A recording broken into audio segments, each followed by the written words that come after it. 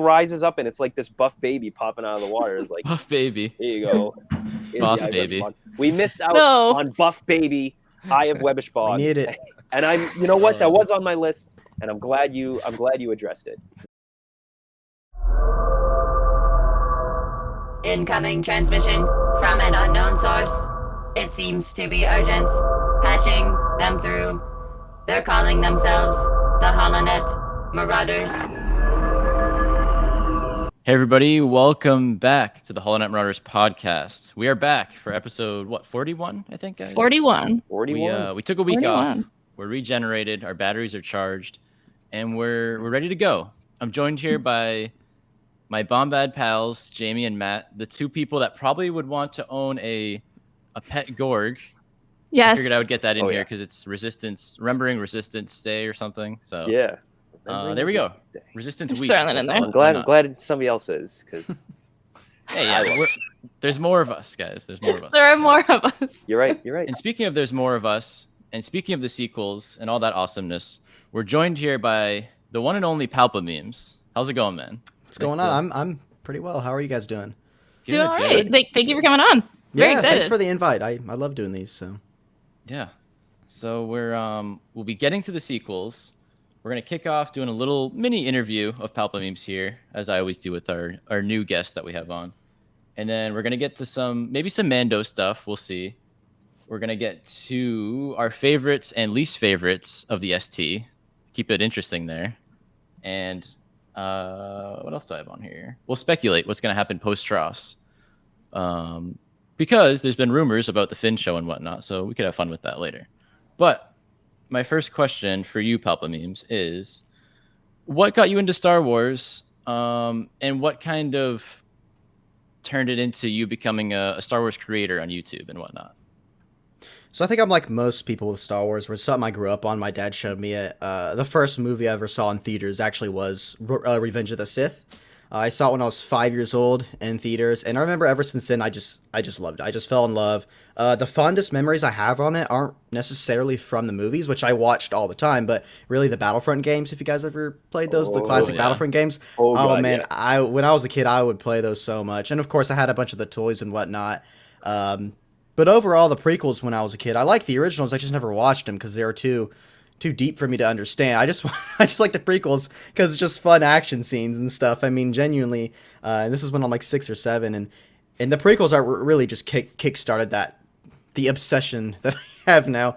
But that's what got me into Star Wars, and ever since it's been just uphill from there, I guess. And I started doing Star Wars content actually on a separate channel for Battlefront, the new Battlefront games, Battlefront 2, because I really loved it. I thought I had a lot of passions for it, and I really just wanted to tell the developers what I wanted to see in the game. And to my surprise, it actually kind of got to that point to where, developers were watching my videos and they were taking ideas and stuff. And so that right there is what really made me think, hey, maybe I have a sort of future and something like that. But that was a couple years ago, and then the game ended, and so I said, okay, I'm just going to do normal Star Wars content because I'm such a huge fan. I have so much to say that I don't see a lot of people talking about. Might as well start doing it. So I did it for a little bit on my original Battlefront channel, but it didn't go so well because everyone's there for Battlefront, not normal Star Wars content, which is understandable. And so I took the risk of, I said, I'm making a new channel, and it was probably the best thing I've done, just because it allowed me to grow such a sort of special fan base and everything, that they're so I don't want to say loyal because it sounds like a cult, but like they're just super passionate as much as I am about the channel and the things I do on it, and it's just been great since then. And so I just love talking about what I love, and I don't see too many other YouTubers talking about the sequels and stuff, and so I thought might as well be that kind of voice that doesn't exist right now. I share your sentiments on that completely. Like, Right. That's one of the driving forces for creating content for me was, to hit some of the talking points and some of the narratives that people aren't getting a lot of. Right. There's not as much exposure for these movies as other ones on YouTube currently. It's just how the cycle goes. Mm-hmm. So kind of getting a jump start on the next cycle of the passion, as you put it. Right, you already see that group kind of. They're already I mean, look at us right now. Exactly. I mean, come on, we're already here. We look on Twitter and stuff. It's like you already have a very dedicated group. I think dedicated group is the word I was looking for. You already have that. That's right there, and they're super passionate. And so I definitely expect that to go in the long run with the new generation. So Oh, for sure. Yeah, I absolutely love that group on Twitter, and I've sort of carved out on the HoloNet Marauders Twitter page. I've sort of carved out what seems to be like a very positive corner of the fandom, because people will be like, "Oh, did you see the discourse today or something?" And I'm like, "No, not really." I mean, That's usually me. That's usually me saying, "Did you see this?" And then I going, see, no. I see a lot of mutuals on Twitter saying that, and I'm like, I don't see it. But there's the whole thing on Twitter now with the sequel lovers and the sequel fans of the yellow heart, the red heart, and the blue heart to represent each color of the sequel movie you like, the whole sequel trilogy. And I kind of love that. I love that little group. Yeah. But what a little follow up question there. Where'd the name Palpamemes come from? I'm interested. Just random, or I don't know. It's fantastic. I don't know. yeah. I think I'm not sure. Aussie Jedi is a big Battlefront YouTuber, a good friend of mine. I think his gamer tag was Palpamemes, his Xbox gamer tag. Ooh. And this is years ago. I'm talking like 5, maybe 20, maybe 6 years ago. Since I've been watching that guy, and I saw his gamer tag. I'm like, that's hilarious. So I made my YouTube channel name Palpamemes. I think Love that's it. where it came from. Love it. But But yeah, you didn't copyright it, so you're good to right. I'm not sued yet, so. Yeah, there you go. My second big question was maybe what you're known for now. The Rey Skywalker billboard. Oh gosh. What's the story behind that? It started off as a stupid joke. I had like, I think at the time it was like 400 subscribers, maybe 300. It was a low number. I don't have a ton of subscribers now, but I said, you know what? Fine. If we get 1,000 subscribers, I will buy a billboard in New York City, Times Square, asking for a Rey Skywalker series. And at the time, it was very clearly a joke. You know, like me and my buds on Discord, we were just joking. I was like, it's whatever. And then like 2 months later, well, oh my gosh, I'm at 1,000 subscribers, and Star Wars Day is right around the corner, and yeah, the rest is history. I saved up money. I got some bonuses at work and stuff, and I was like, well, I guess we're doing this because it's obviously clearly the show that I want the most, or the piece of content that I want the most, more than anything. And it was a stunt, it was a stunt to really, but like at the end of the day, it came from just nothing but passion. And so yeah, it just started off as a joke that I didn't think would actually happen, and ended up being one of my favorite days ever, because it's kind of not ironic, but kind of coincidental. I was actually on Good Morning America for their Star Wars Day thing, and I didn't know this, but they were showing because we were in a Zoom call, they're showing us on a billboard outside that happened to be right next to the NASDAQ billboard the day of when I bought that. And I was just like, what? Yes. Like my mind was just blown. It was just, everything just lined up. The stars aligned. It was just a fun day. Yeah, it was great. Crazy. Yeah, because Good Morning America is right across the street. They're right in Times Square. So. You know it, yep. And I was like, wait, they're right next to the NASDAQ? What? Ooh. Yeah, it was an eventful day. Yeah. I remember catching wind of that, and it's just a legendary moment for all of us. Yeah. So fun. Yeah, that's honestly like how I found out about you, because like Really? it's funny between the three of us, we all run in very different like circles, like within social media, like all sequel loving, but at the same time it's like very different types of people. And like that's how I stumbled upon you with this entire like billboard thing, because like another girl who cosplays Rey was just like, hey, look at this, and I'm like, oh, Are you serious? look at that. Yeah. She's like, what is wrong with this guy? She's like, this is really cool, but what? So that's the whole point. It was not to get attention or anything, just because I don't know. Yeah, when I get stupid ideas, I'm like, no, I guess I have the idea. Might as well go for it with it. I'm like, I don't care how ridiculous it is. I always, you only live once. And you they follow say. through with it, which is the coolest thing. Sometimes the best ideas are these funny little jokes that are just like, yeah, whatever. But then you're like, you know what? Actually, yeah, let's do this. So pulled it off. Yeah, most normal people, they'd be like, my parents found out about it. They're like, you bought what? My dad loves Star Wars. He even likes the sequels and stuff. He goes, what? It was my cousins got a hold of it. My uncle-in-laws, they were watching it. They were like, it was great. It was funny. Love it. Yeah, I'm sure it put a lot of smiles on faces, not just the internet, but I'm hoping people walking through New York City there. Mm-hmm. As soon as the yellow lightsaber ignited and casted its yellow light onto the city. I've got a few videos. It's funny, the actual owners of the billboard company, they were working, like, I don't know why or how, but they were working so hard with me to make this work. Which was insane, because the original video was actually the actual picture of Rey It was like your cardboard cutout, but she's got the saber like that. Mhm. I just shopped it with the golden saber. Obviously, and we had it. I still have the video. I sent it in. They're like, we really like this idea. We're huge Star Wars fans over here, but we can't do it because of copyright. So I had 2 days to get a artist to draw a 2D picture of Rey. I knew a good friend, and she did a great job at it. And so it was like one of those time countdown moments. It was That's like, so fun. then I accepted it, and I was like, thank goodness. But Hey, yeah. someone at Lucasfilm must have seen it. Hey, Yeah. Probably You know what started I some always buzz. say, Lucasfilm, if you're watching, and I know you are. Right. Someone had to have sent it to They definitely Catholic. saw that. Yeah. Oh, no. So I mean, definitely. There's no way they Well, didn't. we'll get to post Rise of Skywalker stuff later. Right. But my next final question for you for this little mini interview for Palpamemes was, I've seen on your Twitter recently, and we chatted about it a bit off air here, Mhm, but some stuff possibly about some upcoming shows. A Mando, maybe Book of Boba Fett. What are you willing to share with us here? So I think it's either going to be revealed tomorrow on the Tatooine show on Star Wars Only's channel or the following week. He said next week today, so I don't know if he meant tomorrow or the next week. But basically Book of Boba Fett. I made that tweet if you guys saw where we reached out to a few more sources, and they all confirm the same thing. So more people are getting this info.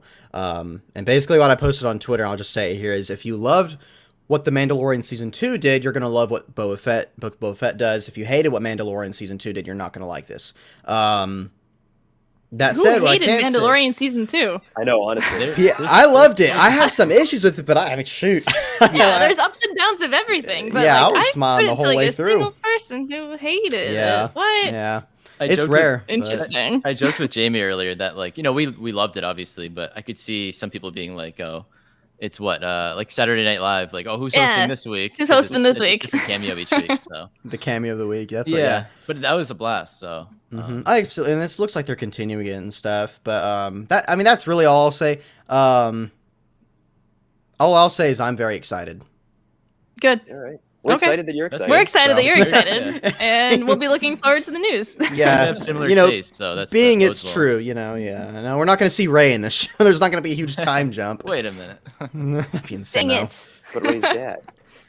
Now that I don't know. Well, everyone Well- out there, don't forget, we leaked, I guess you could say, Black Chrysanthemum, the Yeah. big old Wookiee from Big old Comics. Wookiee bounty hunter. Big old Wookiee. That's yeah. him. So if he shows up in that, I don't know. I mean, that's a character of the week, so maybe that goes in line with what you're saying. But I'm sure there's possibly Yeah. more interesting characters to show up. Just a bit. Yeah.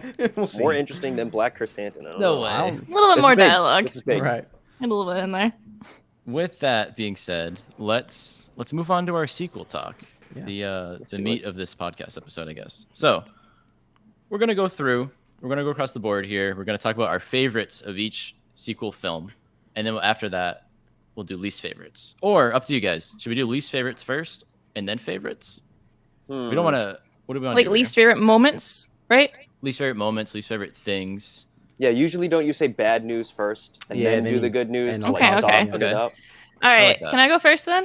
Uh-oh. Yeah, sure. Wow. Or so. This- least I just want to favorite- get this out of the way. That's why. Least favorite moment for Force Awakens. All right. Okay. Actually, this isn't that big of a deal, but so I guess in general for the Force Awakens, but this is kind of also my Rise of Skywalker one. I'm sorry to jump ahead immediately, but my least favorite moment is the fact that the Palpatine return is just so abrupt in the last movie. I wish that they put it in the Force Awakens somehow, or at least alluded to it earlier, so it does relate to both. That's the only like gripe I have with that, is that I just wish they alluded to it earlier. Yeah. Right. It's a That's it. fair You know, one. That's it. Everybody was kind of wondering like who Kylo was talking to in the mask. That's what I always Yeah. I always kind of like rationalize that. Like obviously they didn't have it like super planned out that it was going to be Palpatine he was talking to in the Darth Vader helmet. But that was always like a question that never got resolved, because it obviously wouldn't be Snoke, right? Because Snoke No. can just manipulate him to his face. He doesn't need to play Darth Vader. So it's Just like, playing mind games. you know, who's talking to him in the mask. I always, like I say, I always rationalize that as like the first hint of Palpatine, but I get where you're coming from, because I agree. I Yeah. wish You we'd needed gotten some something that was more- very like explicitly, this is Palpatine. yeah, like some you needed overt that, like Well, the first hint Hints. was in a trailer, in the Rise of Skywalker trailer with the laugh. Right. That's when they were like, Well, oh, you know. That's Rise of Skywalker. Imagine if he but- just showed up like, oh, that would have been interesting if he just showed up in Force Awakens. He wasn't in the trailer or anything. I wonder if that would have been He better. just showed up. Just, Well, no, just a like- voice. I mean, I don't know. he was gonna be in it. I'd rather And- keep the majority of the focus on him for the last film. Yeah, but they kinda could just like plant the seeds. Well, yeah, the yeah, only yeah, the only plant the seeds we seeds. get are Rey's stabs with the lightsaber in the Starkiller base fight, which is which was a very big analysis of that style. very early on. And it's like, oh no, she fights with the staff. Then AJ over here is like, Palpatine fights like that, and I'm like, We all know No. you inherit fight Uh-uh. moves. That's Uh-uh. one of those things. But anyway, Force Awakens, Gripe, Hosnian Prime being exploded. I had no relationship with that place. I love That's that fair. now we're going back and we're learning like a ton about Hosnian Prime because like it's featured like super highly in the High Republic. Hi. But yeah, like Hosnian Prime, they're talking about it so much and like all these different like side things now that they're like building it up so that it is more of a tragedy that Hosnian Prime was destroyed, I guess. But yeah, it goes back to, I think we discussed this 2 weeks ago when somebody, I think it was Michael, mentioned that, or somebody mentioned that Naboo should have been Alderaan, and it's like Hosnian Prime should have been Coruscant. Those kind. Personally, I don't know if I would have been happy with Coruscant blowing up because I like Coruscant. But at least we would have had some kind of like emotional attachment to the place we're watching get destroyed, or keep the deleted scene with the senator. And at least we have There you a go. little bit A more little bit, yeah. Put that back in there. of emotional ties to it. I get that. Yeah. What about you, Palpamemes?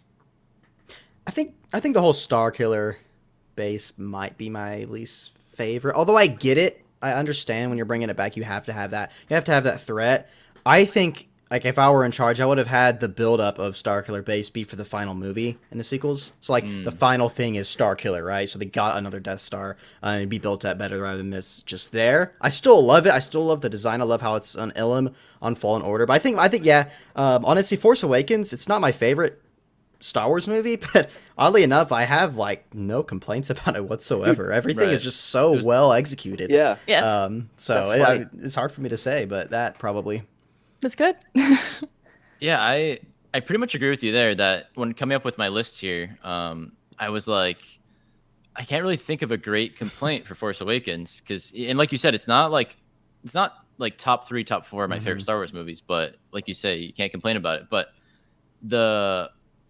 my one complaint is kind of similar to yours. It's the whole blow up the planet, blow up the base kind of plot at the end. There's always a like- way to blow these things up. Yeah, at the beginning, the main complaint was, it's very similar to A New Hope. I don't think the whole movie is very similar to A New Hope really at all.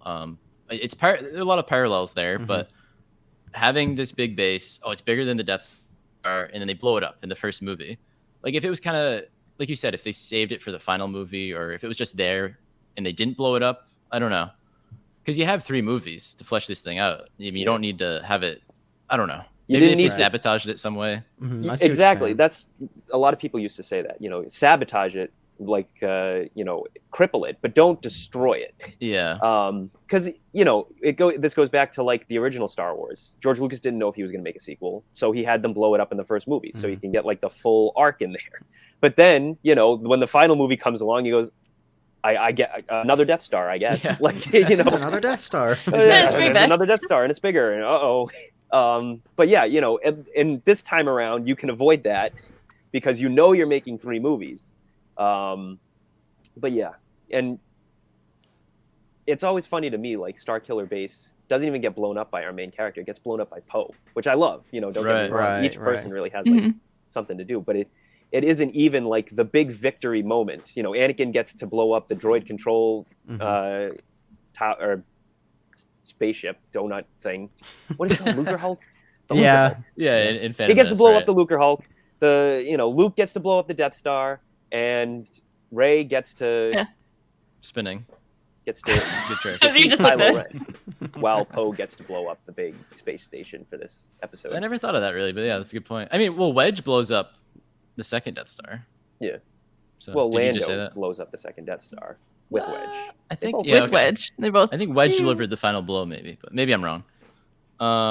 Favorite moment of The Force Awakens? Favorite Or moment. did you want to keep doing No, I like this. While we're on the Man, film, we can do favorite. I didn't even get to say mine. My least Oh, sorry, favorite Matt. moment. You did, I thought. No, I just talked a lot, so you thought I Okay. did, but I didn't. I swear you said something. But go ahead. Deceptions. Lies. What did I write? Rathtars. My least favorite moment in the movie is definitely the Rathtars. Really? Sorry. Really? Yeah. That's surprising. It Knowing you. feels. I hate to use this term because it's a loaded term, but it doesn't feel very Star Warsy to me. It feels more J.J. Abrams' Star Trek. Okay, Which, okay. you know, Okay. but it does. It feels very Star Trekky, not Star Warsy to me. Don't get me wrong. I love the Guavian Death Gang and Conj Club and all that fun stuff, but it just, I don't know. It's like I get it. Each movie has to have like some kind of like animal, some kind of monster fight, some kind of side quest. But the Rathtars, I don't know. They just don't do it for me. They're a big blob of like eyes and tentacles, which is a cool design, I guess. Yeah. Now that you mention it, I never heard you talk a lot about the Rathtars, so that makes sense that you're not a huge Yeah. fan. In So, Star Wars Uprising, when interesting. I used to play that, I ran a gang called the Rathtars. Really? R.I.P. Star Wars Uprising. But yeah, that was like my biggest emotional connection to the Rathtars. R.I.P. the Rathtars. Dude, Jeez. R.I.P. the Rathtars. Yeah, that too. Poor guys. Favorite moments. Favorite. Favorite moment. For me, it's the Rathtars. No, I'm just kidding. Jamie, There you go. we can work backwards if you want. So Palpamemes, if you want to go first. Probably because of nostalgia with Rey's introduction. I do think it's one of the best executed scenes in the movie. But everything from the music and just the way it's shot. I mean, you see this character who's got all this stuff on her. You can't really see her. Then she takes the thing off, and from that moment on, it's like you get to learn so much about who this person is and her personality without even hearing a single line of dialogue. And let alone the music, the theme that's called The Scavenger. That's one of the best pieces of Star Wars music that I've heard. And I just have a lot of nostalgia for it. So I gotta say either that or honestly, I might have to go with probably Han Solo's death. I think might be my favorite just because it's so like, not only is it just so risky, but it's not like they did it risky just for the sake of being risky. They did it because it's like, no, they're gonna go all in on this story. Like they're not gonna just throw in, what do the fans exactly want? They're like, no, we're going to kill off Han Solo, and his son's going to be the one to kill him because that's what's going to work for the character development. But that scene is just, man. Yeah. Yeah. And then that's a good scene. Yeah. It's Yeah. already an amazing scene, and then the payoff of that Exactly. story arc in Rise of Skywalker. It's come full circle, cool. yeah. And it's so well I think shot. that scene. And Yeah. it's fun, like having Luke's whole entire like character arc culminate to like, I can't kill my father. And then the next movie has like the main Skywalker like male kill his father. Mhm. It's like Yeah. that's perfect. I think that's like that because Kylo Ren to me is always like the Skywalker's potential realized. So like he does what Luke couldn't do. He kills his father. Then he does what Vader couldn't do and kills his master. Then he does what Anakin couldn't do and brings somebody back from the dead. It's like Mhm, each person, each movie, he gets to do something that the previous Skywalkers couldn't do. Right. And that starts with poor old Han Solo getting stabbed in the chest. Yeah. Ugh. But it's great. Tough moment in the theater for Yeah. all of us. Mhm, mhm. That is a gorgeous like scene though. Like that is like one of like the most like gorgeous like scenes in general though. But with everyone in like the red and the blue light and the half and half Yeah. faces and Mhm. Finn and Rey watching from up top and Chewie. It's good. Yeah, a lot Sound of effects. to go back to the wise words of Matt a while ago. For the sequel trilogy, they decided to put lights in the lightsabers. Yeah. And Oh. you can see a lot of Finally. Yeah. Come on, why did it take this long to do that? I know they've had FX lightsabers since when the prequels were being made. I know. I know. Honestly. And speaking of those lights, I guess I'll say my moment now. I had Rey's introduction. I had two, and I also had Forest Duel, the Forest Duel on Circular Ooh, Base. yeah. Probably one of my favorite, if not my favorite, lightsaber duel in the whole saga. Absolutely. It's just beautiful because of those lights we mentioned, the way it was lit, the setting, just in the snow and just like a peaceful little forest. But in the background, there's this huge battle going on. But they're in their moment there. And then when it's a cool duel, Rey does her thing, kicks Kylo's butt. And then when the ground splits between them, it's just like That's perfect. That's it's another poetry. gorgeous Yeah, shot. Yeah. And going back to it with the whole dyad thing, I mean, you really see it just in this shot alone. I mean, Yeah. Yeah. I love the Oh way my it's God. filmed too. How the like 95% of it, like Kylo's just whooping her. Like even though Kylo's just super mentally unstable, but he's also extremely wounded, right? So he's obviously not going to be at his most potential. I don't know why it's so hard for some people to understand that. Yeah. But he's like destroying her the whole fight. I mean, he's knocking her down. She's swinging her lightsaber like that because she's all she's fought with is a staff, right? So she just knows weight, and she knows how to use weight to her advantage. And then Kylo beats her, gets her on the edge of the cliff. She lost, right? And then she gets reminded of the Force and stuff. She's like, "Oh yeah, I have this." And so the Force is an ally. It's not an ally only if you go through Jedi high school, right? It's something that's just within you, and that's what the OT really heavily emphasized on. It's why Luke was able to blow up the Death Star without having virtually any training. And so I just really love how it's like she's losing the whole way through, gets knocked off on the edge of the cliff. Kylo's like, "I'm not going to kill you because I can use you for my power." And then she lets the Force really, really flow through her and stuff. And then, she does what she does.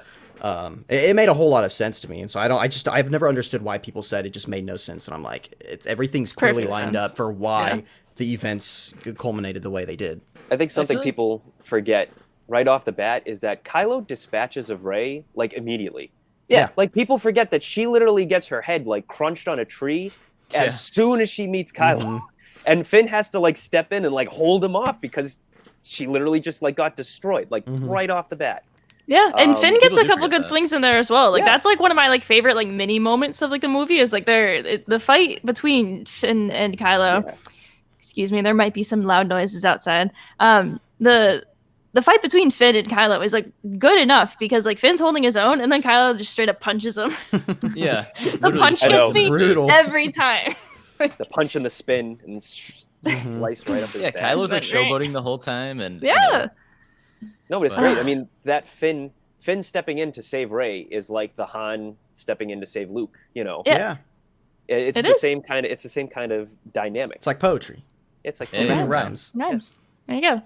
My favorite moment in The Force Awakens might be the very early on Rey finding BB-8 and then their first interactions with each other. So everything from her saving BB-8 to Unkar Plutt trying to buy BB-8, and she's like, no, the droid's not for sale. And it's the first time she really like has like a connection with someone else that pretty much cares about her. She like just met BB-8, but BB-8's like, I love you and you are fantastic. And It's like not just leaving having her.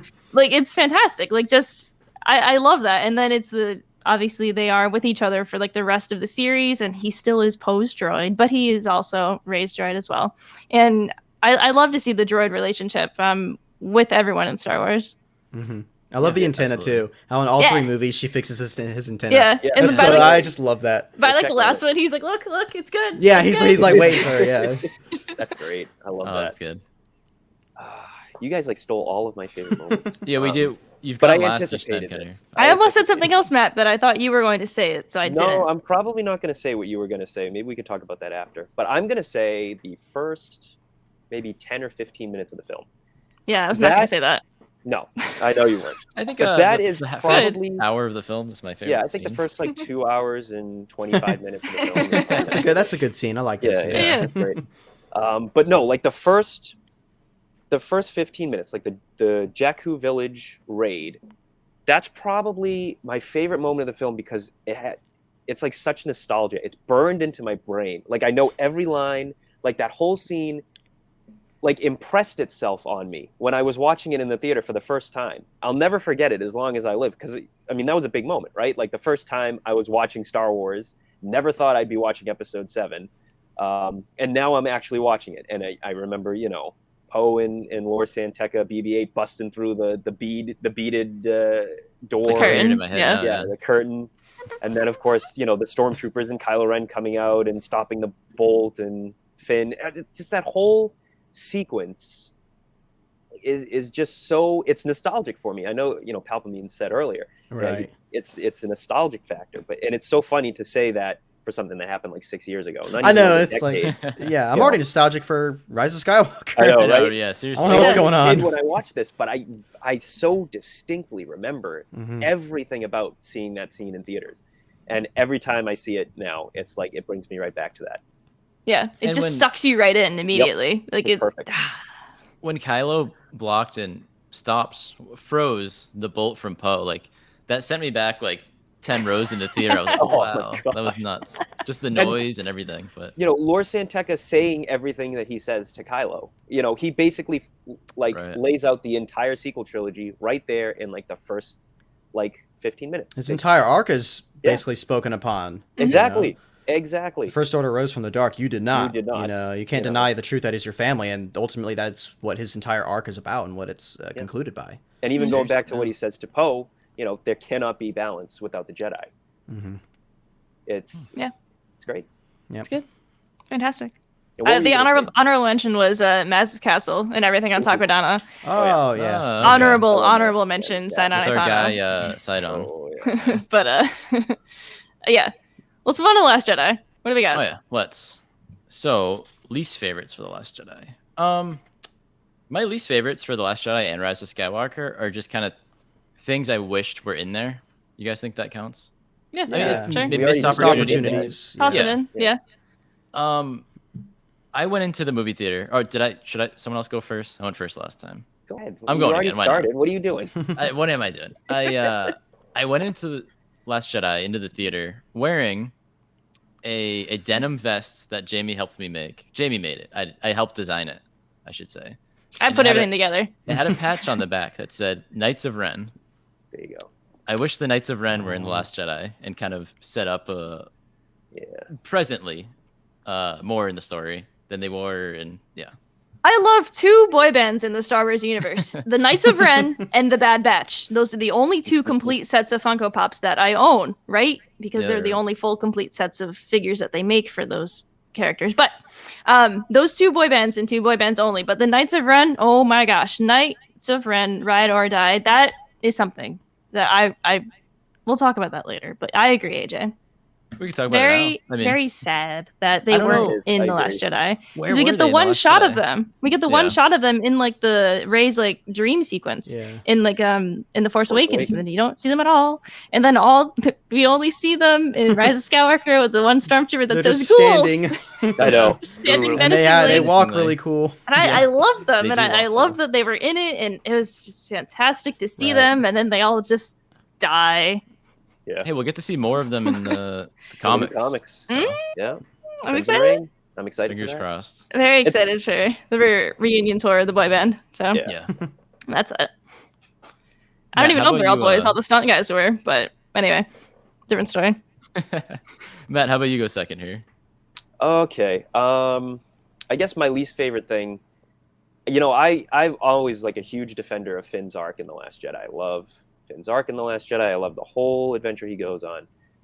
But I think when it comes to him running into the battering ram at the end of the movie in the speeder, I think it could have been conveyed better that this was like a fruitless mission, because it isn't really. I mean, yeah, his speeder's falling apart, but they could have had. I don't know what they could have done actually, but the problem with it is, you know, like you have Rose come in, smash into him, and then kiss him, and then pass out, and he drags her back, and it's kind of like an awkward end to his arc. As much as I Yeah. love Finn's arc, you know, and I don't want to see him die. A lot of people want him to like smash into the battering ram and die, but it's like, no way, dude. I want more Finn.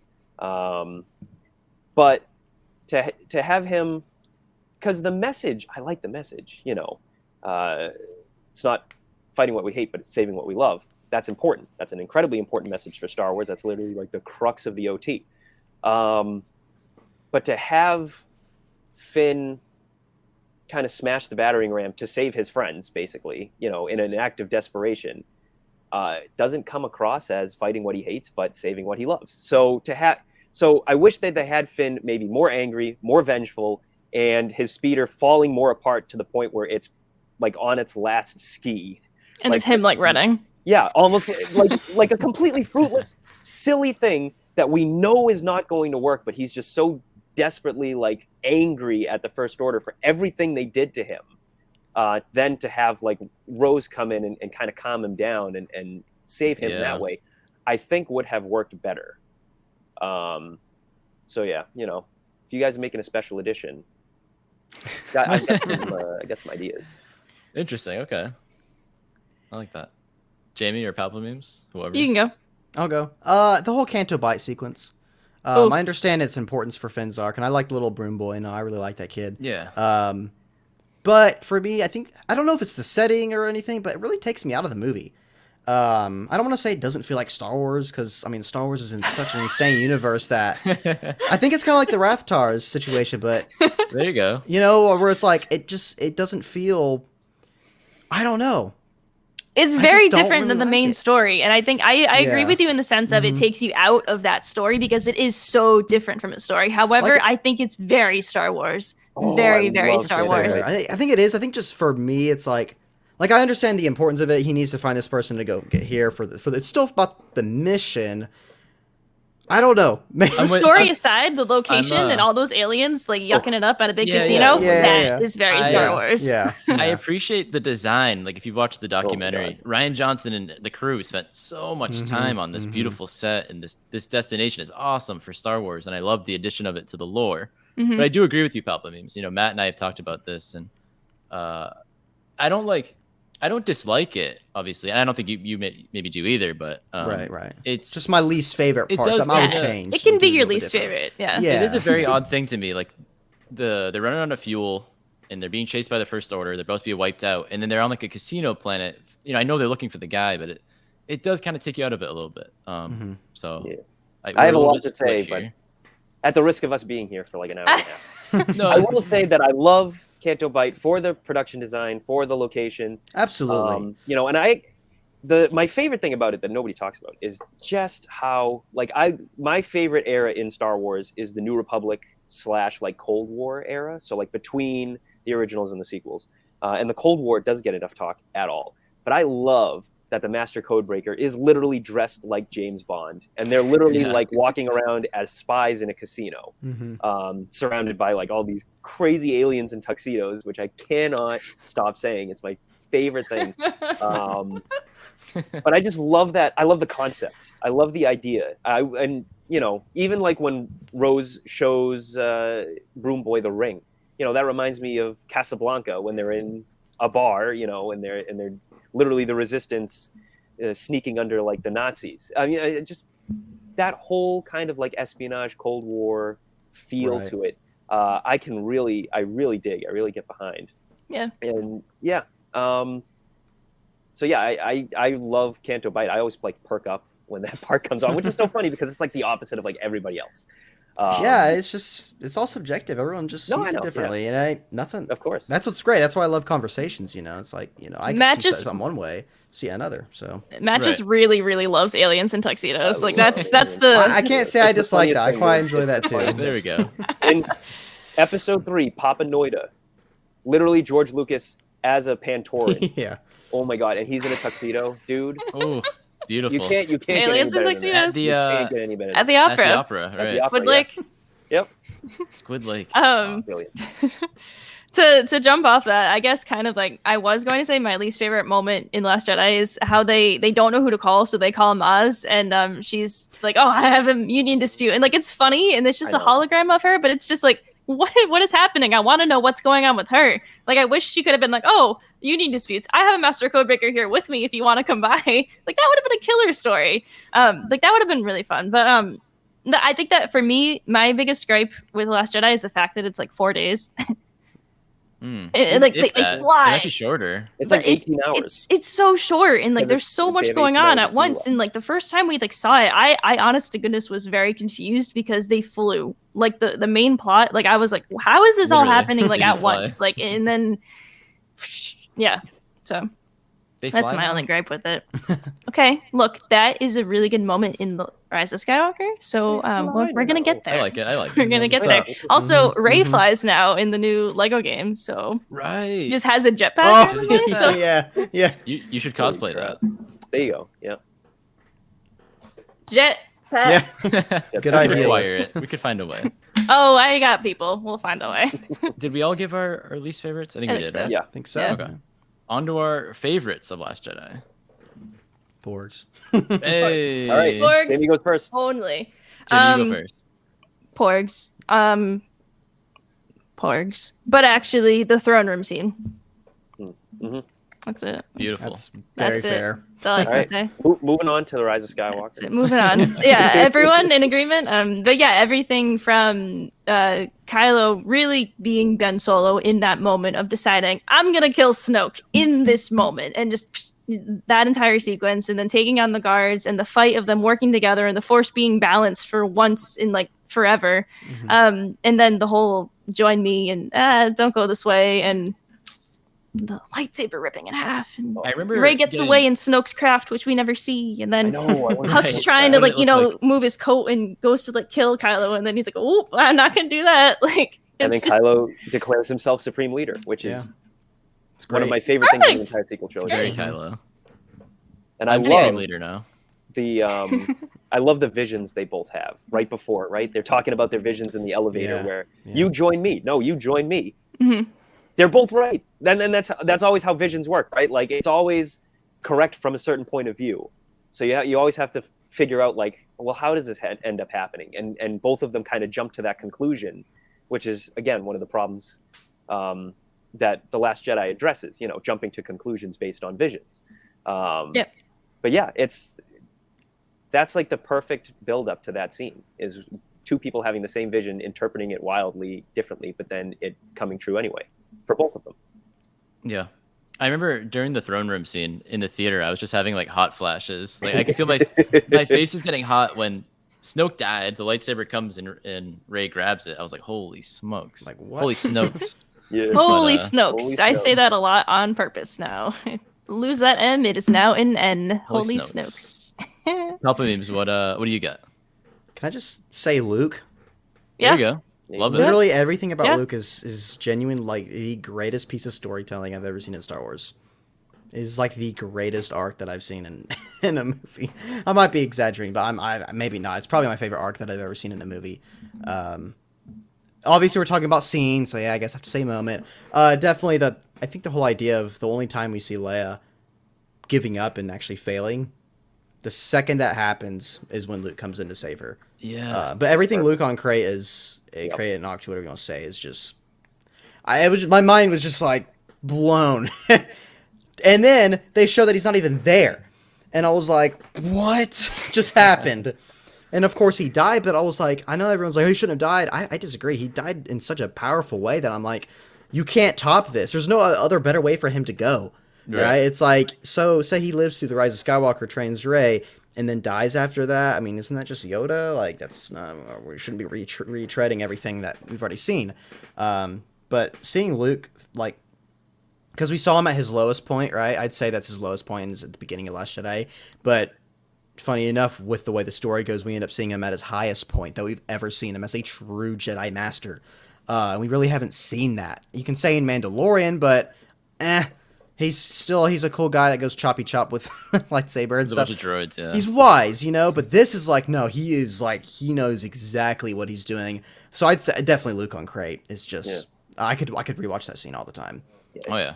And We do all rewatch it all the time. Yeah, I do actually. I watched It's it last beautiful, night. yeah. AJ Yeah. and Jamie know that was the only thing I had on my list for favorite moments, so I'm gonna have to Yeah. Just continue dig it, in yeah. here. But yeah, I mean, the Battle of Crate, it's transcendent for me. It's like it's like it's in the top 3 of my favorite Star Wars moments of all time, for sure.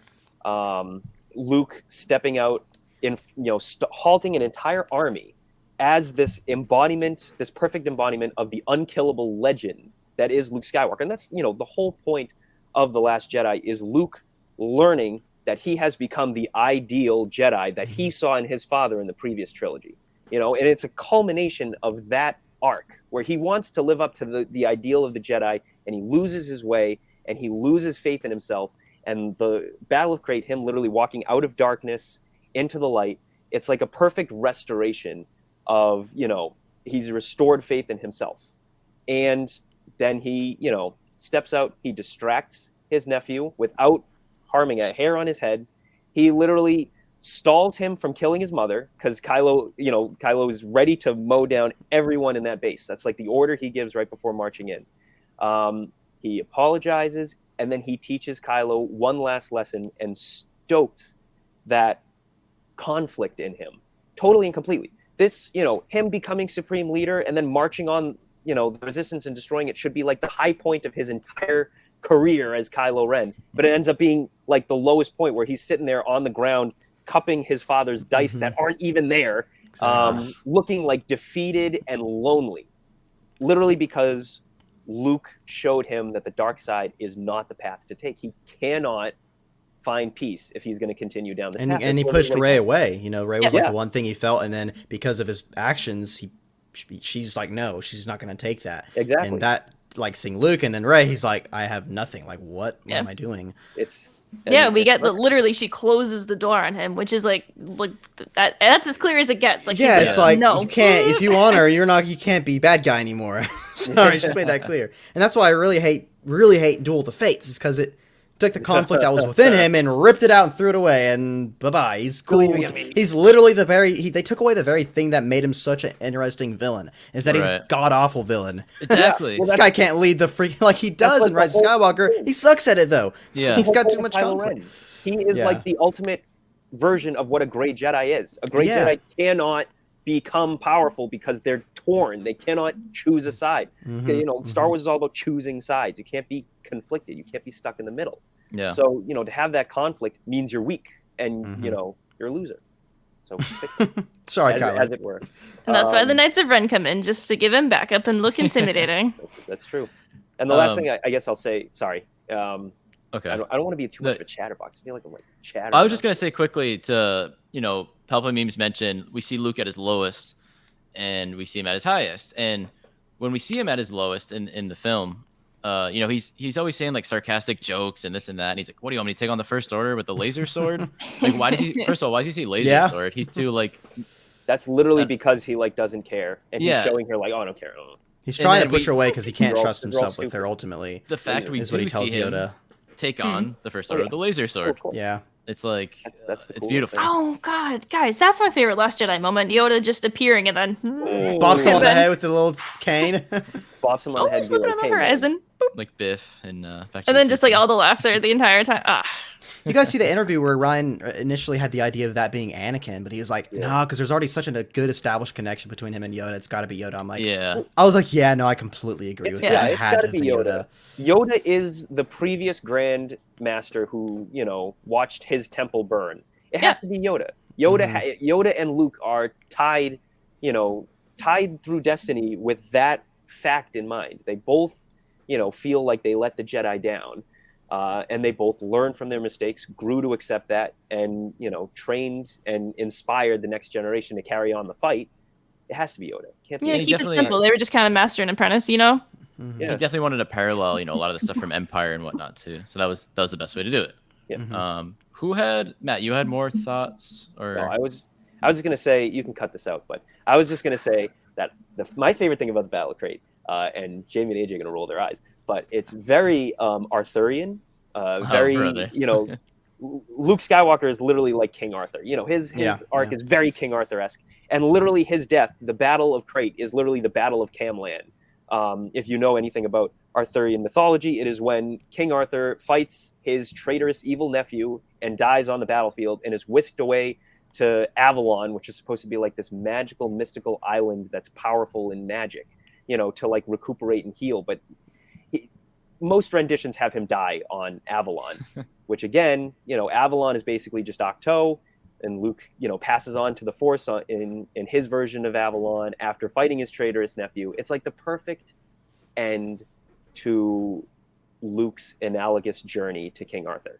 If you ever want to talk Arthurian legends, just ask Matt. He can fill you in on that. I like that stuff. He's only familiar with this one tale. So, who hasn't said their favorite? Me? Am I the only one now? You're the only one. I lost track, and I'm supposed to be the one keeping track. Anything else? Force Skype. Yeah. Force dieting, Force Skyping, whatever you want to call it.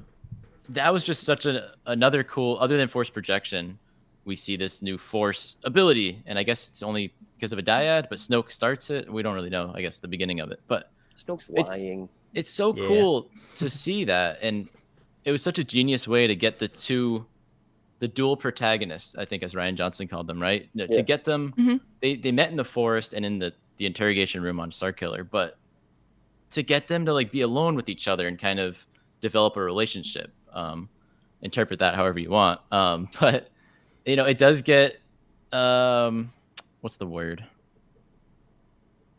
I don't know. I don't know if I'm going the Raylo It's direction 3 here. words. I don't mean to, but I don't know. I love Force Skype, and I love that they brought it into Rise of Skywalker too. And I thought JJ did a great job of bringing it into that as well. And it's one of my favorite things from the sequels. And I don't know. It was just a cool way to move those characters' stories throughout Last Jedi. Like those are my favorite scenes in Last Jedi. All 3 of their Force Skype scenes. Yeah, I think there's 3. Yes. Unless you want to count the last one where she closes the door. You could count that. So I guess 4. Yeah. Well, that's Yeah, why. I 'Cause love canonically, Snoke was lying. I know we kind of brought that up. And it's weird because Rian Johnson literally said in an interview that he wasn't, but like at the same time, Well, they puts changed the it. I Force mean, Skype and to scene me, at the end, I never understood so- that because in the Rise of Skywalker novel, it talks about how Rey's always been lonely. Yet all this time, her entire life, she's been a dyad with this person. Yeah. So all her life, it's canon now. Like, yeah, Ryan said that, but they clearly changed that a little bit. And it's canon that her whole life she's been a part of that dyad. And even Rey feels whenever Kylo Ren, I think it's whenever he kills the students. This is before Rise of Skywalker. He's even Yeah, that's in the released. comic. When he Ray kills the feels Ren. it. When Ray he kills feels Ren. something, right? So there's connections canonically always been there. So, which I really much prefer rather than just Snoke had, because it makes sense for Snoke to Agreed, lie yeah. about it. His apprentice is falling to the light because of this pretty girl, and he's gonna be like, I invented it. I he's did like, that. they actually have a connection. Oh my gosh, it was me that did that to try and bring you together so I can kill her or something. It's like it makes more sense to me. And Yeah. they connect after he's dead.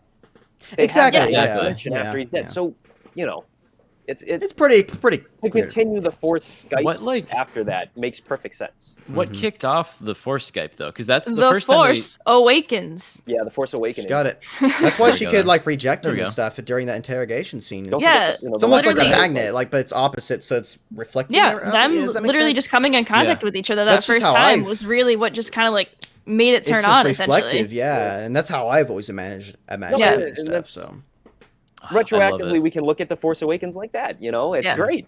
It's Yeah. I love it. I love it. Yeah, I love it is right. I love it. So let's move on to Rise of Skywalker, our least favorites. I don't know. I guess I'll go first. So I might steal Matt's here, but I wish the Eye of Webbish Bog scene made it in. It's a deleted Yeah. scene, we know for the most part. It's in the novelization. In the novel, It's beautiful. Don't make me sad. is it And- beautiful? It's like a It is big spider with a beautiful. baby It's head. gross. Oh, but it's it's gorgeous. It's grossly beautiful. That would Yeah. be Halloween decoration idea. Put the Eye of Webbish Bog on your front lawn. Yeah. Perfect. Freak out there the you go. kids. I'm gonna do it. Freak out Baby the head kids. with You'll get spider no on top. trick or treaters, but it'll be so worth it because Yeah. you'll have the Eye of Webbish Bog guarding you at all times. He's great. Especially now that Yeah, we've seen it. Yeah.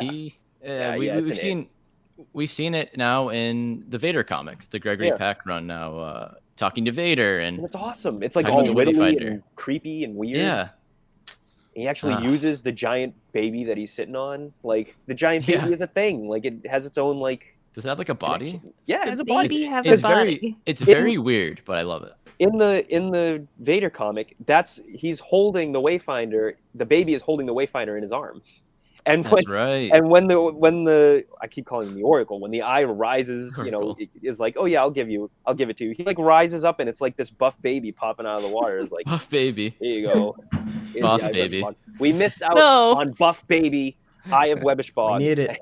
and you know what, that was on my list, and I'm glad you addressed it. Now I guess Good, we can talk yeah. about something else. But yeah, Deleted that out of the scene way when now.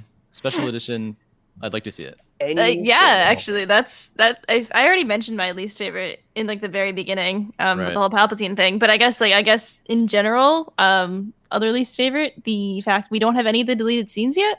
I just want to see them. Yeah. Like, just Just give me show the us. raw footage. Come I'll on. cut it together myself. Thank you. The Um, Chewie Effects interrogation. and- Yeah. Yeah. And I don't know. The sand serpent. That was a little weird.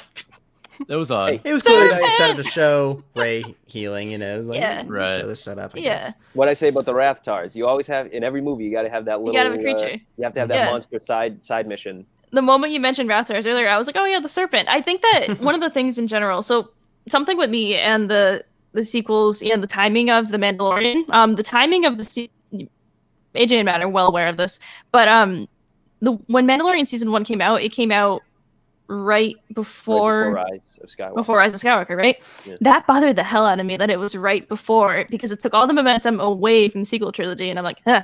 And they Right. literally had the episode of Grogu healing grief like right before, and you didn't need to do that. You didn't need to show us that force healing is a thing before we see it in a movie, and then it's like, oh, baby can do it, so Rey can do it, and it's like Rey could have done it anyway. Yeah. Right. I agree. And of course, people only complain when Rey does it, but you know. Yeah. Why not? So what can you do? What can you do about that? All right. You went so hard there. Your internet connection got, your like, feed really went a little fuzzy. fuzzy. It's that hot of a topic, okay? That's right. That's right. Palpamemes, what do you got? Least favorite in Rise of Skywalker? It's a hard one. Yeah. I've seen this movie. This movie's only almost 2 years old. I've seen it more times than any other Star Wars movie, which is insane considering how long I've been a Star Wars fan. I freaking love this movie. Least favorite, obviously the setup for Palpatine. As much as I love Palpatine being there for the final conflict, I think it makes the most sense. I do wish it was set up more. I think that's pretty unanimous. But scene-wise, I don't know. I guess when they arrive on Kif Bur, like the arrival on Kif Bur, it's kind of a slow moment. It's time where it's a bathroom break moment, you know. I love the exposition with Jaina and Finn. I can't wait to see when they team up again. Hopefully the Finn show, which I know we're going to talk about later. But it's probably the lower point of the movie where, like I don't know. To me, the movie's up here. This one's just like down here. Like, you know, it's hard for me to say genuinely. But that's probably my least favorite. Yeah. But It's funny that you mentioned bathroom break moment, because in our first viewing, that's literally when AJ ran to the bathroom. Same. Actually, no. My least favorite moment was the destruction of Kijimi, because that's when I went to the bathroom. I actually missed that on my first viewing. Ah. Really? I had no idea that happened. Wow. I had to go, so I was like, "Oh my gosh!" I ran. I was And like, you wouldn't have really known anyways, because they don't really Yeah. address it Zori again. shows up, but Zori's Zori there. and Naboo. So honestly, probably the destruction. I would have rather it, you know. But at the same time, I can't say that because it makes sense for the conflict of the galaxy. You know, they're like, hey, they have the Star Destroyer. Oh, yeah, whatever. Then they see a Star Destroyer blow up a planet. They're like, okay, they actually have these Star Destroyers that blow up planets. So never mind. I'm kind of conflicted about that. I guess I'll go back to Kif Bur, the arrival on Kif Bur. All right. that's fair. I think AJ's going to kill me for this. Oh boy. I'm going to say my least favorite part of The Rise of Skywalker is all the dagger nonsense. I like the dagger nonsense enough because it is very Indiana Jones-esque, and I know that's something we've talked about before, AJ, a lot. And I love that aspect of it. But when you actually think about the dagger for like 2 seconds, it doesn't make a lot of sense. Why is Ochi of Bestoon carrying around a saber transcribed in this ancient Sith language that has this cutout like the, One-Eyed Willie's treasure to tell him where the Wayfinder is on the destroyed Death Star? Like, why This does he broke have the that? other day. Oh no! No, I forgot I about love that. the dagger. You got Matt, you broke it with your words. I You did. it. You I've broke done it this. with your words. I I wish I agree, could though, do that. Matt. It doesn't It's make any very, sense. like, Weird. Yeah. I can forgive it though. Only I the just blade forget tells. Only Don't this blade get me tells. wrong. Only this blade tells. Yeah. But yeah, I agree with that. But like, what's How- the purpose of the dagger? Is Ochi just like a super forgetful guy, and he needed just like a handy guide to tell him where? Oh yeah, no, the Maybe. Wayfinder's in the throne room on the Death Star. Oh, okay. Yeah, but what if? I mean, most people probably wouldn't know what the throne room looked like. I'd like to think. I'm trying to make my own reasonings because if you watch Yeah. the documentary, JJ and Ryan, or JJ and Terrio, they were very upfront. Like, if you guys have seen it, they're like, we need to figure out. Like, we're having a hard time figuring out how we can get them from here to here. Yeah. So at least they're upfront about it. Like, this isn't really working too well. But I definitely, I can understand that. Yeah. That being Okay. said, I mean, that's fair, Matt. But it literally Yeah. it's the same problem that the Indiana Jones medallion has. That doesn't make much sense either. But I forgive it because I love Indiana Jones. It's an adventure story at the end It's of the an day. adventure, so I don't.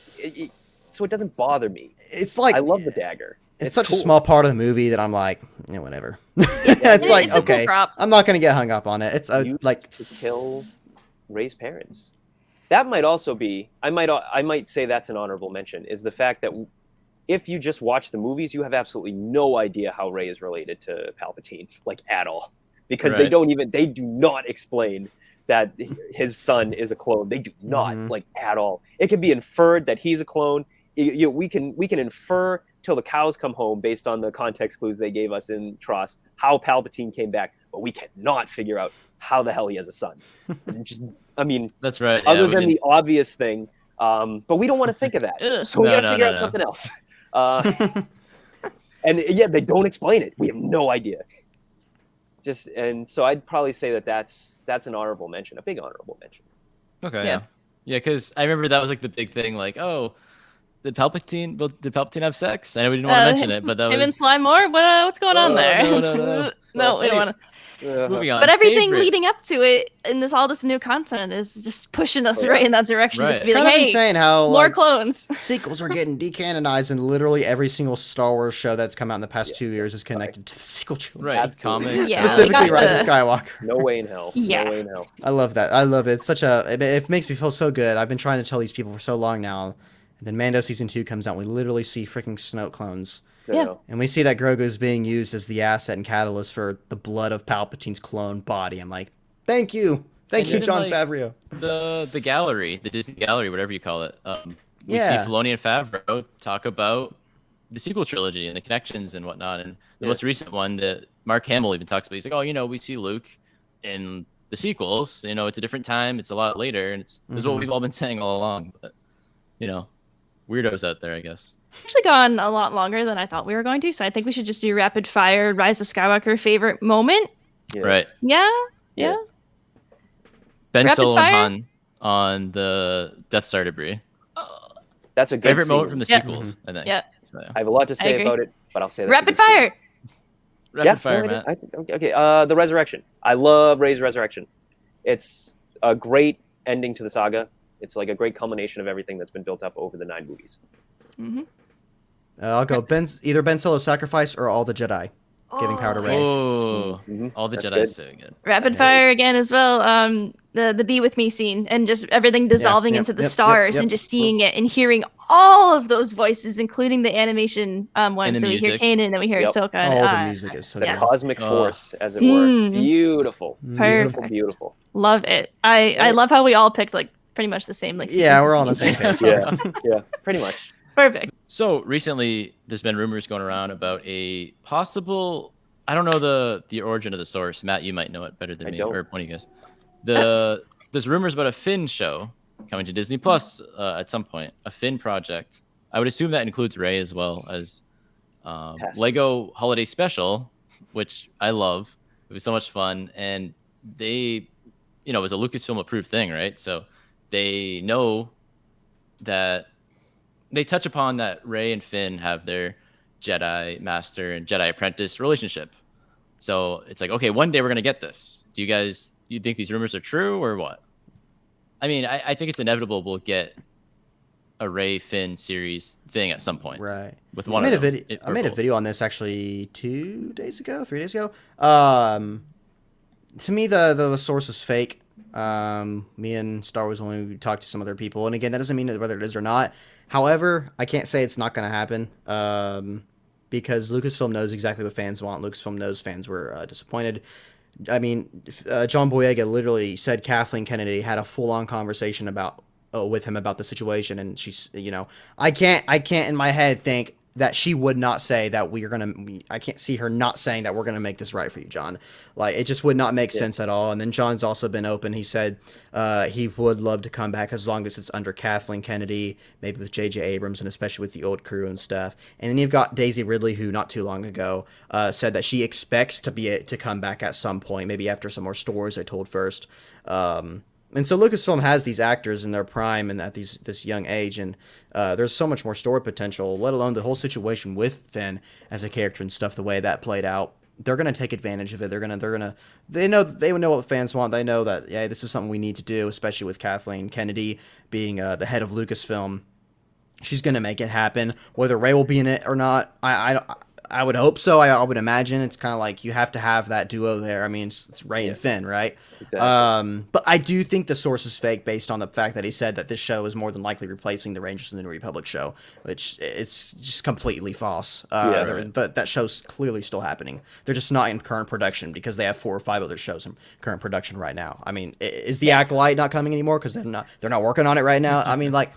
You know, it was kind of a goofy little statement that he posted at the end of that made me like, okay, I don't believe this guy. And I can't see how much credible sources he's had in the past. So, but I do think it'll happen nonetheless. Yeah. I'm with you on that. Same feelings all around. Whether animated or not, we're getting something with them, and I can't wait because It better be like okay, it's gotta be live action because, like you said, like we have the actors in their prime right now, and we don't have to do any of this silly de-aging business. Yeah, and they're not gonna have John Boy. They're not gonna make Finn an animated character, and not have John Boyega as the voice actor. But they're not gonna have an animated. You know, they're not gonna have an animated character with someone else as it. You know, that just doesn't make sense. And it's gonna have to be live action. It wouldn't make sense to have John Boyega do voice acting for an animated show when he's already there. It's like just film the thing, you know? Yeah, just make it actually happen. Make it, guys. Come on. Yeah. Like it's one thing now, like doing like the crossover. Like they've had Ming-Na Wen do Fennec Shand for the Bad Batch as well. But it's like, okay, well, she was both characters, and like we have the backwards crossover as well with Katie Sackhoff, and so like we have like this going on. But I really, really, really want to see them in live action again, and I hope that it does happen soon. But I agree, there's so many other projects going on, and they want to let the sequels like settle a little bit, definitely, and let's dive into this like new-ish era for the time being, and then we'll get back into it. Right. Yeah. Oh, I mean, I can't. It's gonna happen. Going on in the background, by the way. There's always a million motorcycles going by our house. Muted. It's because I muted. He muted, but I was talking, so like whatever. We like literally live like in Swoop City. Like there are swoop bikes going by daily. Swoop like, races daily. So loud all of the time. I'm sorry, and then you guys can't hear it. And AJ and I are just like, I'm sorry, there's bikes. And I'm always like, I can hear it. Don't worry. Finn show prediction. 2000. What year is it? 21. 2020. 2025. You heard it here first. Let's go. All right. I can get behind December 2025. Because I think we've got the slate of projects up until 2025 already like mapped out. All the shows and everything. Those are going to carry us to 2025 most likely. Ooh. Round the table here quickly. Rogue Squadron post TROS or no? Yes. I really want it to be post TROS, but their recent language makes me think that they may have caught on to the fact that they alluded to it. See, I go the other way on you that. They don't. I want it to be, but I think they're kind of pulling back because it might not be. But that's my current assessment of the situation. I want it to be though, definitely. Right. I talked to Adam Garcia, if you guys know him on Twitter. He told me from what he knows, it is after Rise of Skywalker. Perfect. Again, he posted that in a public comment, so I'm not just spoiling anything. Just throwing it out there. It has to be because Kathleen specifically mentioned the future era that, and then she also said we know that there's these old characters in the old Rogue Squadron books and games, but this is for a new generation. There's gonna be a new generation of pilots. I'm like, so you're not gonna make Rogue Squadron in the OT and not have Rogue Squadron there. True. You're gonna, it doesn't make sense to me, and it could be her wording was messed up, but it was a pre-recorded thing, so.